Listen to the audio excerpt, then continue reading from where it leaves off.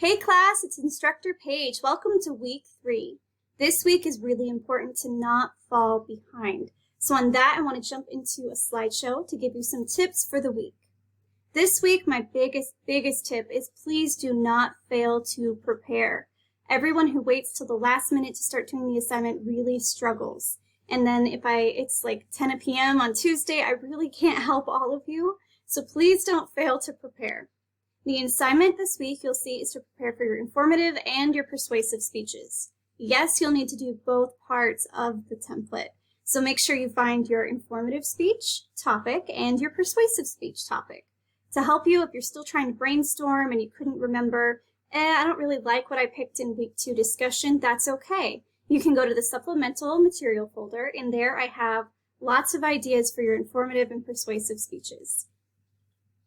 There's also, I think I have the student examples. You can go in there and you'll see student examples of past students and speeches that they've done so that you can get an idea of what I look for, what I think is a really good quality speech, and also give you an idea of what it should look like, how long it should go, and maybe even give you some ideas. Now, another one is you'll see here on the slide, I'm hoping this is pointing to it, if not, I'm sorry, is you'll need 3 sources from EBSCOhost. This is the biggest struggle of the assignment, is making sure you find topics, but then sometimes EBSCOhost, you can't really find sources to go along with it.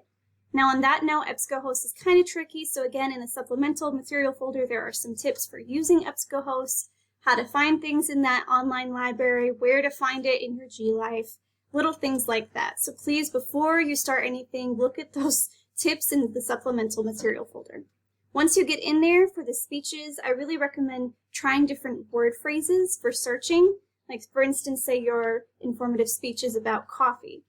You could search, coffee in general, but you might get a lot. You can narrow it down to something else like tea as your, opposing view, things like that.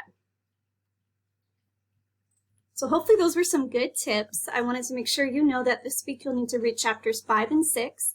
And there, that's helping to prepare for the discussion. It can give you some tips on speeches and just keeping everything ready.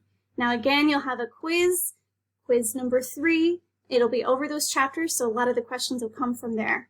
I've noticed that some of the questions are kind of tricky, which I'm not a fan of. So if you do see questions in your quiz that are tricky and you think are unfair, please email me. I will do my best to get those tweaked or to give you credit or partial credit, things like that. And then you'll participate in the discussion. And then also make sure to get your informative, persuasive speech assignment done. That'll be due on Tuesday. Now, as always, if you have any questions, please don't hesitate to reach out to me. I really do want to help you. But please, again, don't wait till the last minute because it'll make it a lot harder. So if you have any questions, please let me know. Have a great week, everybody.